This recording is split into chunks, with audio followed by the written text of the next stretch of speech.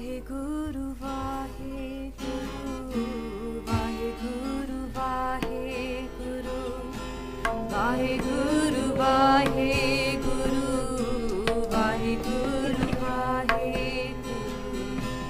Vaheguru, Vaheguru,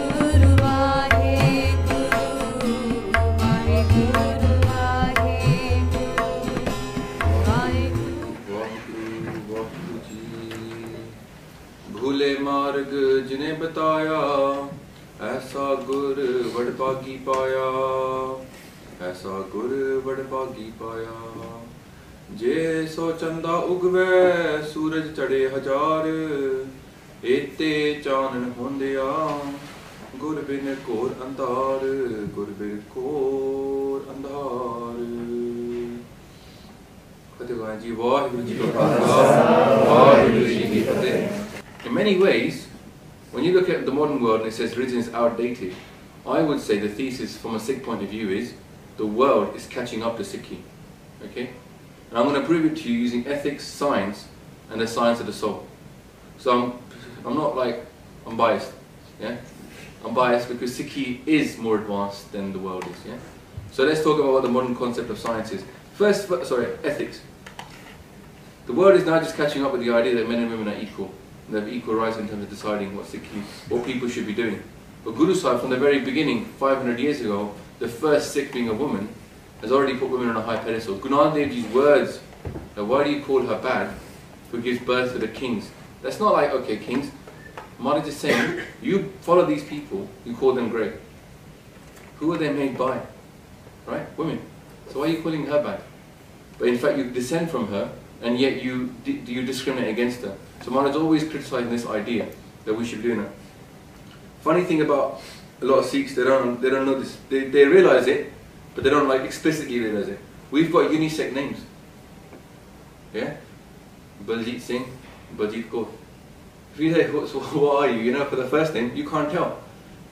The idea of the name is a spiritual thing, isn't it? Baljit, a warrior with strength. Yeah? Bal. So, Raj Indra. King of the kings. Indra is the king of the kings. Raj Indra means that Indra is king. King of the kings is Raj Indra. But it's not like, you know how you get in a lot of religions, you get Preeti. That's definitely a girl, yeah? You can have anything in Sikh. You can have Harrai Kaur. You can have Harrai Singh. You see, this is an interesting thing because it's unisex. It means that the soul has the same purpose. There's no separate purpose for women and separate purpose for men, right? And there's no kind of idea that some people are just destined to be reborn. For example, in that time, women in those days, under Hinduism, women were seen as the chappal. I don't know if you've heard that before. They were seen as a chappal. So they're supposed to be trod upon and kept down and never kept up. And then, if she's lucky, she gets to be reborn into the man. Right? So the women weren't actually going to get mukti anyway. They were going to get reborn and then get mukti. So Guru Sahib was not about that. Women actually can preach. Yeah? Guru Sahib themselves, the third Guru, set up women as preachers.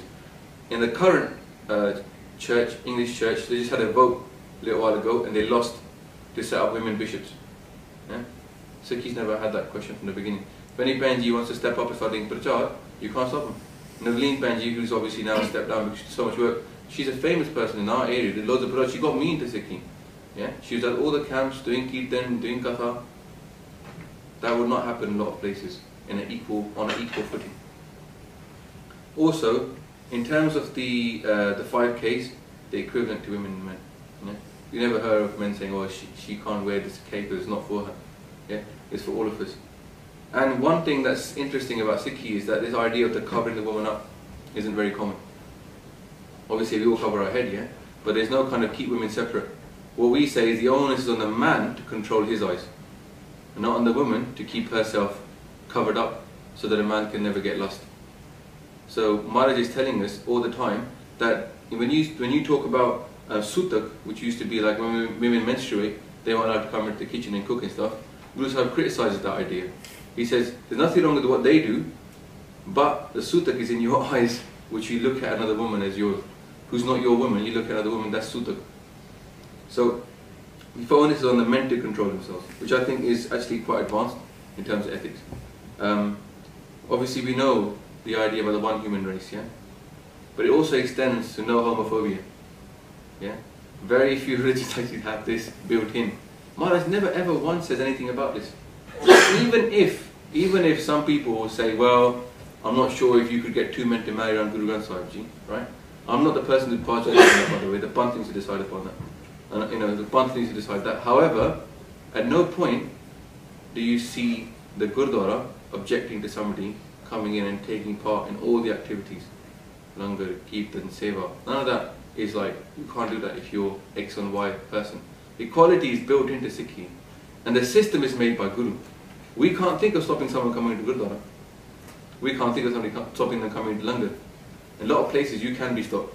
I'll give you a good example. That Mohandas Gandhi wasn't allowed to go to some of the mandirs because it's Brahmin only. Yeah? So this is not something that doesn't exist now. It's still the case. In India, the Dalit untouchability exists throughout. Even now, to this day, you've seen the pictures, yeah? Women are discriminated against, especially from the lower caste. Big time. This whole Damini, it was a horrible thing that what happened to the girl when she was killed in India. But she was middle class and she was killed by lower caste people. She was upper middle caste. So class and caste are confused in India. But the lower caste are the guys that actually killed her. And there was a massive hoo-ha. 2 weeks later, lower caste girl was killed. No one cared. Yeah? So don't get fooled by the media. It's all biased in India. No homophobia, no question about colour, caste or creed. In fact, Guruji's first words are Na koi Hindu, na Musliman. They actually say religion isn't about. And we know that because if you go to Harmandir Sahib, there's loads of people that are Hindu that come into the Gurdwara, Mata Tegh, sit down. No one says, why are you here? That's not our way. Yeah? We're open. The 4 doors of Harmandir Sahib give that away. So very, very advanced in terms of ethics. That's one of the things that got me into Sikhi. Just the ethical teachings. Yeah?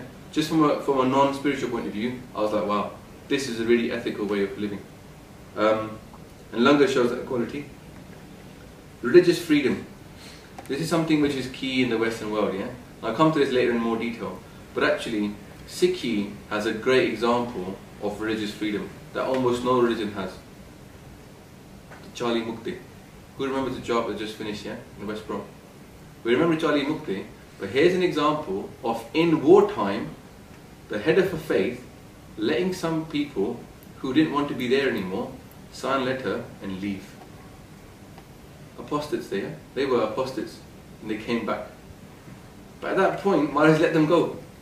In war, in the First, Second World War, if you were at the battlefield and you decided, I don't want to fight this, yeah, you couldn't leave. It was desertion and you were shot. To discourage other people from deserting, they used to shoot people. Right? 16-year-old kids in the First World War that volunteered, who got scared, they were shot dead as well. There's a big hoo-ha about it. Read about it online. There's a video about this. So the Maharaj themselves, Guru Gobind Singh themselves, the leader of the faith, not the other people, themselves allowed that to happen. That's a great example for us to learn from. We have maximum freedom in our religion. To follow it or not, it's your choice. And a good example of that is Guru Har Gobind Sahib Ji. In their town they controlled, because they were kings as well, remember that, yeah? They weren't just spiritual leaders, they were political leaders. Guru Har Gobind Sahib Ji controlled territory. In that territory there was Muslims. The Muslims wanted a mosque. And Guruji built them one. Guru Ki Masjid is called. It still stands today. Guru Har Gobind Sahib Ji made a mosque. Yeah? Where's that example anywhere else? You can't find that stuff. It's really advanced, yeah? And Guru Tegh Bahadur Ji gave his life for religious freedom, for that principle, for the entire Hindu faith. So in terms of ethics, Sikhi's like well up there. Also, in terms of ethics, as a religion, Sikhi has a massive social kind of aspect to it. We're not about retiring off to Pahara, do our bhakti and not engage with the world, yeah? This was a common thing. Back in those days, if you decided to become spiritual, you left everything. Very common, you became a tyagi, you left your family, left your friends, and you deserted off into the mountains, and it was called Banvas. Ban is in the forest, Vas means to live in the forest. That's why people just retreated from the world. We don't do that. So we take this spiritual teachings, I'm going to come to in a bit well, and we apply them to society. Yeah? Sikh is always supposed to contribute to society. You never find Sikh beggars. As an ethical system, it's designed that you earn and you share. Right? And Guru Sahib says very clearly, who do we share with? Is it only with the Sikhs? Guru Sahib says, the Guru Har Gobind Sahib Ji says, the mouth of the poor person is the Guru's Golak. If you walk outside and there's somebody outside who's starving, and you give that money, gives that guy some food, okay, sometimes people think I don't know how to give them money. If you buy him a sandwich, you're actually feeding langar there and then, yeah, to Guru side. Not to yourself, you're feeding it to Guru, not to that person. The principle is, it's Baikanaga's principle. Wherever he sees Guru. So he gives medicine to the people, that even the enemies. And that's a good example as well, yeah? We even feed the enemies, we even give medicine to the enemies. Yeah? It's not like we have some kind of agenda where we have to rule the world. And the Gurdwara is that school of seva and equality. So that system exists. You want to learn to serve people, start off in a Gurdwara, then you will go outside and you want to apply the same system outside. You need somewhere to learn this stuff, somewhere safe that you're used to. So the Gurdwara provides that to you, but it also teaches you equality. Because when you eat with people, like for example, I don't know if you guys have this at university, but when I was at Oxford, they had this high table, and then the middle table, and then you had like the plebs table, yeah? The plebs, I mean, student-wise, was the the graduates. So you had the master, the kind of masters and all those guys on the high table, and it was literally bigger table, bigger chairs, better food. Yeah, and it was just like no one questioned it. In every college, it was the same. And funnily enough, my college was slightly different. It was a Christian college. Yeah, and the monks, because they're obviously Christian, they had this one table. And everybody sat on the same table, and the master used to serve you the food. Yeah, because obviously the Christian ideal is that the leader is the one who serves everybody else. Yeah. And I was like, wow, this is great. When I used to go to my mate's college, I used to think, man, this is really weird, because no one would eat together. Yeah. The Sikhi has that built in, just to have langar. And Emperor Akbar, like you saw this exhibition going on right now, the Mughal art exhibition. There's no mention of the Sikhs there, by the way. Yeah. But that interaction was massive. And why did they die out? Because of us. We destroyed that civilization. Yeah. They came over to take over India. They would have stayed there till now. Yeah. That history is not recorded. Anyway, Akbar comes to see Guru Amar Das Ji, and he has to sit and have langar. Yeah. To prove, even in Islam, that principle exists, but they don't follow it. Okay. All right. Now let's talk about science. Yeah. So I talked about ethics, why I think it's more advanced. The world will come to Sikhi. Not in every country. Even this country lags behind, but it will one day come towards Sikhi. Okay. Ik Oankar. Say it all the time. And the translation that's normally given to us, there is one God. It's a very, very base level of translation. That sentence, there is one God, refers to the Ik. What about Oankar? Yeah? And the thing is, we're not actually translating our original Guru Granth Sahib. You're doing it a bit of a... The biggest biadbi is not valuing the wisdom, yeah? Ik is the one. You can call it singularity if you want, in the Big Bang Theory, yeah? We all know 14.3 billion years ago, there was singularity. The whole world expanded, right? That's what science tells you. The world is still expanding, but it came from a singularity. Ik, from that singularity, that was a sound that created the world. And then came Akar, expansion into the world. Akar means to be real. Not real, but exist. Ik, God. It's actually describing the Big Bang in one way. Right? And science will tell us, not to go through this, I don't miss anything, yeah? Gurbani tells us that the world is going to come to not just the Big Bang, but the Big Crunch. Einstein knows about this as well, yeah? And Gurbani tells us, Kai bar pasaryo pasar. Kai bar, many times, pasaryo pasar. Pasaryo means to expand. So this world expanded. How can you expand unless you come from one, yeah? Kai bar pasaryo pasar. Sada sada ik oankar. So it's telling you the world was made many times. This is what's called the cyclical theory of creation, yeah? That the world went up, and it goes back down, and goes back up. We don't know which number we're on now. There's been many worlds, universes before this, and it all went back to the one. So in terms of how we think of when time began, there's time before time. Yeah? And that's what the cyclical theory of creation talks about. And it talks about the background of the previous times. They're still there. And at the beginning of time, some people say, how could there be a sound? We said, Oong made the world, yeah? At that sound. How was there sound? The first thing that was created was hydrogen. Okay, that science will tell you. So there's all this hydrogen, like that, right next to each other, so you've got an atmosphere. And that's where you can hear the sound. Yeah? And that still exists. That sound can still be measured. Okay? That's how the world was made. Ik Oankar. And Maharaj tells us, Patala Patal Lak Agasa Agas. That's a multiverse theory, yeah? My wife, she's, I don't know why this girl contacted her. She got contacted by some American scientist who was studying multiverses, and she's now a Sikh, this lady, yeah? She just googled multiverse and religion, and Sikhi religion explicitly talks about this. Like it's deeply embedded into Sikhi. Maharaj talks about many Brahman upon Brahmans exist. So this multiverse theory, the bubble theory of evolution of the world, is incorporated into Sikhi. In fact, the bubble theory is this kind of inflation theory on top of multiverses. Guru Tegh Bahadur ji in this slok actually calls this world like bubbles. He uses that exact word. Yeah? He uses that in water, like there are bubbles, that's how this world is made. It goes up and comes down. And in this bubble theory, they have decided that the world, multiverses inflate and then collapse into themselves within the massive creation. So there's worlds upon worlds upon worlds and dimensions upon dimensions upon dimensions.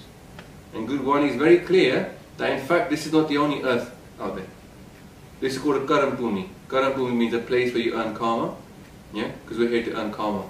So we're in Karam Khand. Dharam Khand is a place to earn karam, yeah? There's many of those places. There's many other planets where people have to be judged upon their actions. Yeah? Our planet is related to this one. And recently I was reading the Week magazine and they said that, you know this idea of 8.4 million lives? Have you heard of that? June?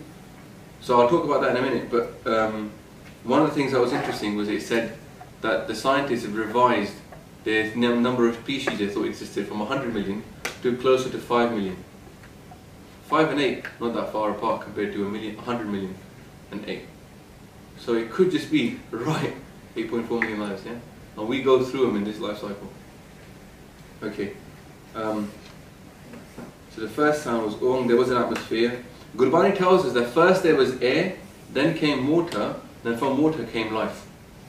When we go out there search for planets, what do we look for a sign of life? We look for water.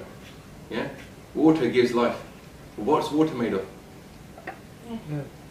H2O. Yeah? And science tells us first came hydrogen, and then it reacted, and then came water. Okay? And then from water came life. It's all built into Gurbani. Yeah? I know there's loads of pamphlets out there you can pick up on the Dawah table about Islam and science, etc., Christianity and science. But we have not done a very good job of putting this out. And it is deep. And that's just an ik oamkar. And in Japji Sahib, Kita Pasao Eko Kavao. Kavao is a word, sound. And that's Om. Kita Pasao Eko Kavao. Deste hoye Lakh Dariyao. Rivers. From the air, from the word, came all the rivers. And the 8.4 million lives are also the rivers that we talk about here. Science has even got to this idea of reincarnation, transmigration of the soul. No clue. They'll get to it. But sure. Now, last thing I want to talk about with this science thing, yeah? So, you know this Hadron Collider? You know what they're looking for? Yeah. What's that supposed to be? God particle. Why is it called a God particle? Do you know? It gives mass. It gives mass. We don't understand why mass exists, yeah? We don't understand why anything even exists. This is the reason that we need to work out why does mass even exist. There's three things in this world. I mean, that's very simplistic. I'm sure you lot can contradict me. But really, when it comes to things that we understand, there's protons, neutrons, and electrons. Yeah. The difference between a proton and the neutron and the nucleus and the electron is quite far. Like at a molecular level, they're really far away from each other. If you collapsed all the mass in the whole universe, there's not much of it. It took away all the gaps. There's very little actual real mass. Yeah, which is a bit crazy to think about, but I've heard it's like a swimming pool, or maybe even smaller. Gurbani tells us, right, the whole world is supported by Naam. Naam is synonymous with Hukum. Yeah? Their will is the Naam. So, Eko Naam Hukum hai. Our Hukum is to do Naam Japna, but the world is supported by Naam. Maharaj says in Sukni Sahib, Naam ke tare sagal akar. The whole world is supported by Naam. So this thing that's supporting and giving mass to everything is God's name. We're connecting to that thing.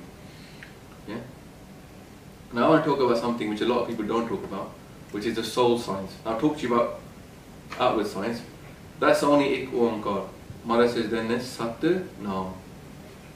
Yeah? Sat can mean what's true, what's real. But also it can mean the Hukum of God. What they put into creation, how they created it, how they set the system up. And what is that system? Naam. Naam is what is holding everything together, and Naam is what we need to connect to go to Sat. To understand the Hukam is to understand Naam. So, Sat Naam is the science of the soul. Although the world was created from this Ik, or Ankar, yeah? All of us were created at the same time. Ik or Ankar. We were once part of that Ik. Yeah? Where we are now, we're inside that Ik.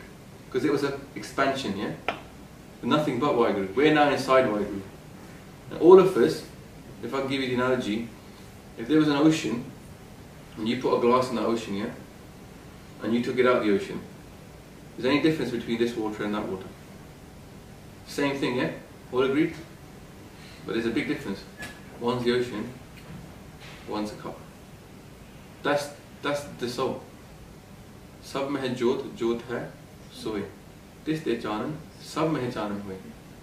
His light shines in everybody. We're like that glass. The problem is, yeah, the water in that glass, it used to love being part of the ocean. There's just a bond of love, there was so much joy, I'm one with the ocean, brilliant. Comes out the ocean, big pang of separation, yeah? Vijog, not sanjog, it's vijog now, and it's in pain. After that pain, sometimes it's forgotten, over many, many lifetimes, that pain is forgotten. And then, the soul goes, I'm now just this glass. There was never any ocean, I'm not part of this ocean. I deny the ocean even exists. Yeah? This is called pulna. Bhule marg, jine bataya, aisa gur, vatapagi paya. That's what we said at the beginning. The lost way, bhule marg, the lost way, jine bataya. Who told me this? Who told me this? Aisa gur. The guru, lucky person, finds such a guru who showed him the way back home. This is the journey of the soul. We came from the one and we spread out everywhere. Yeah? And everybody got a little soul. Animals got a soul, plants got a soul, yeah? Trees got a soul, and we got a soul. We come from there and we have to go back. This is the journey, that's it. Simple as that. Kita pasao eko kawao. This is the way lak daryao. Each daryao can be the 8.4 million lives. Okay? The river of life. We're in the river of life, and this is the highest river. This is the one that can connect to God. None of the other ones can. So you imagine if you had 8.4 million chances, and this is it, this is your chance to go back home. Blow it, go back in. Yeah? That's why, very clearly Guru Sahib tells you in Rera Sahib, you achieve the body of a human being, this is your turn to meet God. Like we play cards, Pubby, Kheliye, Pubby, yeah, you all like it? What happens if you don't play in Pubby? If it's your turn, if you don't play? Pick up, yeah? No, you can't miss in Pubby, man. Does he kill then? Yeah. You can't miss a turn in Pubby. You either pick up or you play. That's like life, yeah? Pay or play. Play the game, how our system is set up, that Naam is the way up, or pay the price, go back in. You're a hamster on a wheel. You cannot escape this. The Hukam is there for you. It's ours, such, jugaad, such, happy, such. And it will always be, Nana Kosi be such. Pay or play. Yeah? So I don't want to sugarcoat it. Yeah? A Hukam here. And Guru Sahib is here to teach you that Hukam. Right? So there's a way out, but Guru Sahib has come to teach you the Hukam. Eko naam Hukam hai. Nanak Sadguru diya bujhaaye jiyo. The Guru came to teach me this. Yeah? He made me understand this Naam is the way out. So unless you say God's name, you cannot escape. Sorry. Okay. So, in terms of the spiritual science, right? The fact is, yeah, that spirituality is going to be something that will never become not modern. Everybody will always search for the meaning of life, no matter where you go. Right? You can kind of get it out of people, yeah, tell them what to think about it, but at some point they're going to think about it. Read that A Brave New World. People still start thinking about it at some point. Order Saksi, great book, yeah. Now, Gurbani tells something very interesting, right? It says, and I just want to ask you guys to do something a bit strange, yeah? Just put your hand up for a second, like this, right hand. Now, just put your hand up, of your head right here, okay? For those of you who know this is your Dasam Dwar, just put your hands down. Sorry, I'll say it again. For those of you that don't know, right, that this is your Dasam Dwar, if you don't know that this is something which is called Dasam Dwar, yeah, just put your hands down. Those that know, keep your hands up. Sorry, big hand. 1, 2, 3, 4, 5. What any more? 5, 6, 7, 8. Okay. How many of you learned it from Basic Sikhi YouTube? Joking. Alright, I already got that 7 down to 4 now. Okay. No, I'm just joking, I'm just catching up. Okay. We don't I'll bang on about it, that's why. So I'm just checking to see if any of you got it from elsewhere. So there's a real problem in our body, yeah? We physically have a spot in our body called Dasam Dwar, which allows us to connect to God. Right, you remember that analogy of the soul that came out of the ocean, yeah? We're all that soul, and we deny that we're part of that ocean. We miss that ocean, right? But now I want you to imagine that this is like a ball, not a glass, right? Like the washing up liquid, sometimes you get a ball, you put it in the swimming pool, yeah?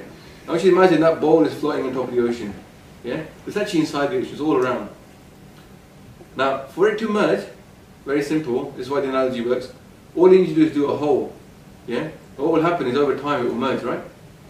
Here's our hole, right on top of the head. This is not something that only Sikhs have, by the way. Gurbani tells us that all human beings have this hole. It's called the Dasam Dwar, the 10th door to our body. Okay? And I'll count to the first 9 just because you guys will think, 10th door? Pehle no daso. What are the first 9, yeah? So 1, 2, 3, 4, 5, 6, 7, 8, 9, yeah? 2 of those. Kids always snigger at this point. Okay. So 9 visible doors, 10th one is kept hidden. Gupt. But it's there. It's like the aerial on a phone. Phone aerial, no one knows where it is. Unless you have an iPhone 4, touch the wrong place, short circuited. Otherwise, you never even notice it's there. But it's there. The proof is it connects. ठीक है ना? As a body, as a human being, if you connect to God, you feel that 10th door. You feel it activate. Ananda Anaya. If you think this is something that only Sikhs have, go and read Descartes, father of modern philosophy. Yeah? How does he find his philosophy? He gets trapped in an Aga oven. You know those big Aga ovens? In the French Revolution when they're trying to kill the bourgeois. He's in this oven and he starts just going off into an out-of-body experience. Yeah? Because you can do that when you do meditation. And he starts writing about the soul being like a captain in a ship. The ship is the body, the soul is the captain. And where does he say this connection comes from? Right up here, the pineal gland at the top of the head. Yeah? What the Buddhists consider the flowering spot of the 1,000-petal lotus, where the God revelation comes from. What do Hindus call the 7th chakra?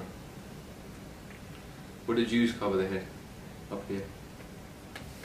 It's everywhere, man. You should open your eyes, you'll see it. Every religion knows about this stuff. Yeah? They just don't. Some religions actually specifically say it doesn't exist. Right? They'll deny that you can actually connect to God. But they've got Sufis as well. They know about this. Yeah? Famous guy, Paul Mansoor, claimed, I am God. I've become one with God. Picked up his jacket and he goes, underneath his coat there's nothing but God. He was killed in a very horrible way. Yeah? Some people look at God like a mountain, just worship the mountain. Other people, like us guys, other people want to actually climb that mountain and go up to the top. And the Guru, for us, is like a rope from above. You can climb a mountain if you go mountain climb. You can climb it using the friends, you clip them in.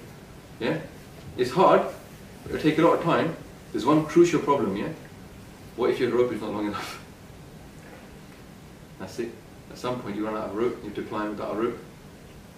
But if you climb using the rope from above, you're guaranteed to get there. Yeah? Guru is that rope from above. He's been sent from above. Okay, so you can meet God and your soul can merge, okay, with God. It's much bigger world, as Shakespeare said. The world is much bigger than what we can see. Yeah? Gurbani tells us straight. That's what I said at the beginning. Jai so chanda ugve, suraj chade hajar, ete chan hondeya, gurbin kor andar. There was 100 moons and 1,000 suns. Without the Guru, we're in complete darkness. So that means this is not something that you can see with your eyes. It's not light from the eyes, yeah? 100 moons, 1,000 suns, a lot of light. Even in the dark or the light, you can still see. This is not that kind of light. This is the inner light, when you can see your soul and you can see God. That's what we're trying to get to here. Open up this 10th door, start connecting to God. And the first sign, you all know about, because you sing about it whenever you're Gurdwara. And it's called Anand. First sign is Anand, bliss, spiritual bliss, where you feel as high as a kite. Yeah? Ananda pyar meri mind. You don't have to put your hands up. Anybody partaken in the odd reefer? Well, you probably haven't. I did quite a bit of it before I became a Sikh. Yeah? You get higher off now than you could ever get off drugs. Yeah? Joint, weed. She definitely does smoke the weed. Well, you know, like, if you get changaya, if you become like me, if you remember 100 times, you roll the joint. Okay. So there's a divine experience you can have in Sikhi, yeah? And Sikhi is about recreating that divine experience. And when you look at the people in the Gurdwara, like my brother is a good example of this, he's Mona, yeah? He sees people in the Gurdwara sitting there doing Waheguru, sing Kirtan, he thinks, what are they on? Yeah? Because it's like an alien world, yeah? You don't understand why do people do it. When you understand Dasam Dwar, and you understand the idea of connecting to God, that's how you connect to God. Kirtan, in this dark age of Kaljug, is the highest form of connecting. Easiest way to connect. We love music, our soul loves music. This is about connecting to God. So when it comes to modern, yeah, this is the most modern. In this Kaljug, highest form is music. And Gurbani is taking that to the next level by giving you a science of rag, science of connection. Clear out all the other rituals, clear out all the different stuff that doesn't make any sense. Stick to singing to God and calling God directly. Like a sher, yeah? When a sher is in a forest, everybody runs away. So falsehood is like the deer and stuff in the... Falsehood runs away when a sher stands up and goes, Waheguru, direct to the one. No one else. That's how you should think yourselves. Yeah? Calling God like a lion. Gurbani tells us that directly. Mara says, within the sheep, there's also lions. So you decide who you want to be, sheep or lions. You can call God direct, or you can become like the sheep with your head down, following what everybody else tells you. But you, as an individual, personally, walk around with the Dasam Dwar on top of your head. When I said to you at the beginning, Sikhi is yours, the way to look at it is, your Dasam Dwar is yours.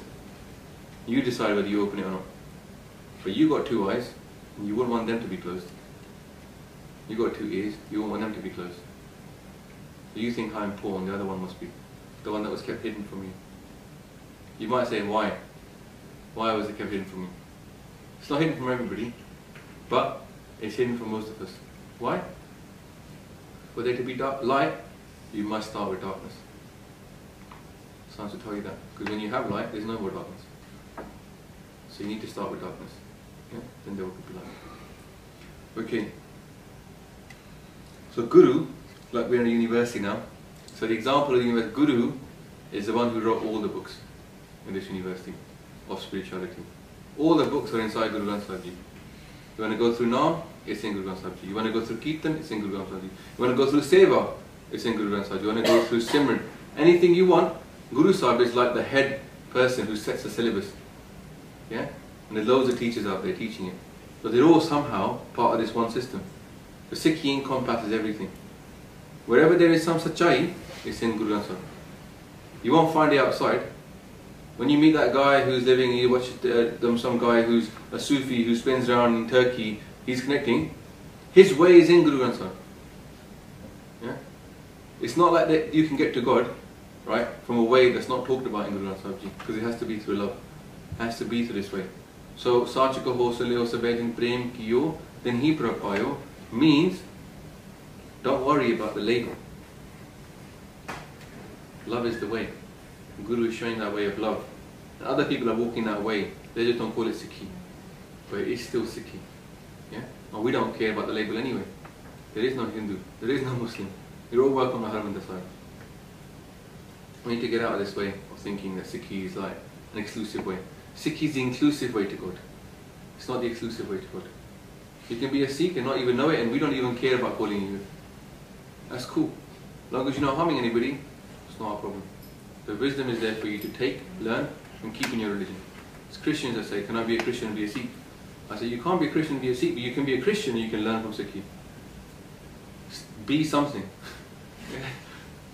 But, okay. So it's like the world is blind, along comes a teacher who has perfect vision. Yeah? And he's showing us the way, right? And we need to follow that for us. The Sikh, so this is the card you pull out. That entitles you to go to Gurdwara and get that gyan which is the inner gyan, and actually open up doesn't dwar. 6 billion. Vaheguru, Vaheguru.